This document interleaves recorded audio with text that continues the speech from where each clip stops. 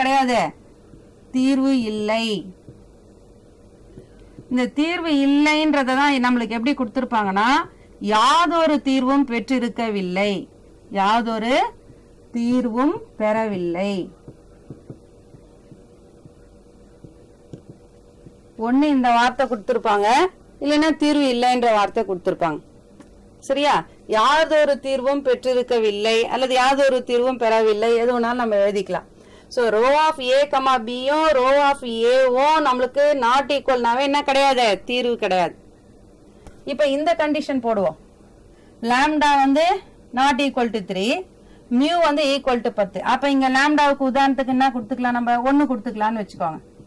அப்ப இந்த இடத்துல ஏ கமா பி என்ன ஆகும் பாருங்க. சோ 1 1 1 6 0 1 2 4 0 0 இது 0 ஆயிடும். ஏன்னா மியூக்கு 10 கொடுக்குறோம், 10 மைனஸ் 10 0 ஆயிடும்.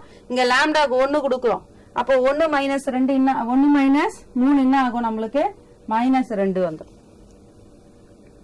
இப்ப இந்த இடத்துல row of A comma B என்ன வருது, மூணுத்துலயுமே என்ன இருக்குது, நம்மளுக்கு 0 இல்லாத உறுப்பு இருக்குது, அதனுடைய தரம் 3. இப்ப ஏனுடைய தரம் என்ன பாருங்க, ஏ தரம்னும் போது நம்ம இவரை மறைச்சிடணும். அப்பயே நம்மளுக்கு இங்க மைனஸ் 2 இருக்கிறதுனால R1 R2 R3 மூணுத்துலயுமே நம்மளுக்கு 0 இல்லாத உறுப்புகள் இருக்குது. அப்ப ஏனுடைய தரமும் 3. சோ அப்ப ரோ ஆஃப் ஏ கமா பியும் ரோ ஆஃப் ஏவும் சமமா இருக்குது. அதே சமயம் வரிசையும் 3 தரமும் 3. அப்ப வந்து என்னது, நம்மளுக்கு ஒரே ஒரு தீர்வு. புரியுதா உங்களுக்கு? இதுதான் அவங்க கேட்டிருக்காங்க. என்ன சொல்றாங்க, 3 சமன்பாடுகள் கொடுத்துட்டு இந்த 3 சமன்பாடுகளுக்கும் லாம்டா கமா மியூவின் m மதிப்பிற்கு எண்ணற்ற தீர்வை பெற்றிருக்கும், யாதொரு தீர்வையும் பெற்றிருக்காது, ஒரே ஒரு தீர்வை பெற்றிருக்கும். இந்த 3 கேஸ்ல நீங்க இப்படிதான் எழுதணும்னு அவசியம் இல்ல. நீங்க இதை கூட ஃபர்ஸ்ட் எழுதிக்கலாம், இதை கூட செகண்ட் எழுதிக்கலாம். இது மூணுத்தையும் நீங்க எப்படி வேணாலும் மாத்தி மாத்தி எழுதிக்கலாம். ஆனா இந்த 3 ஆன்சர் கண்டிப்பா நீங்க எழுதி இருக்கணும். அதுதான். சோ இப்ப நம்ம என்ன பண்றோம், ஏபி எழுதிட்டோம், எக்லான் வடிவம் கொண்டு வந்துட்டோம். எக்லான் வடிவத்துல பார்த்தோம்னா லாஸ்ட் ரோவை நம்மளால ஒரு முடிவுக்கு வர முடியாத ஒரு சூழ்நிலை. ஏன்னா லாம்டாவும் மியூவும் என்னன்னு நம்மளுக்கு தெரியல. லாம்டா மியூனுடைய மதிப்பை பொறுத்துதான் இதுக்கு தீர்வு இருக்குதா இல்லையா, தீர்வு இருந்ததுன்னா எப்படிப்பட்ட தீர்வு, அந்த முடிவுலாம் நம்ம பண்ண முடியும். அதனால லாம்டாவுக்கு இங்க என்ன நம்பர் போட்டா 0 வரும்னு பார்த்தா லாம்டாவுக்கு 3 போட்டா இங்க 0 வருது. அப்ப அதை மனசுல வச்சுக்கிறோம். மியூக்கு இங்க என்ன போட்டா 0 வருதுன்னு பாக்கலாம், 10 போட்டா 0 வருது. அப்ப ரைட். இப்ப இவங்க 2 பேரும் தான் நம்மளுக்கு இப்ப முடிவு பண்றது, deciding authority. Lambda equal to 3, mu equal to 10 சொன்னா நம்மளுக்கு ஏ கமா பி இப்படி வருது. அப்போ நம்மளுக்கு எண்ணற்ற தீர்வு வந்துருச்சு.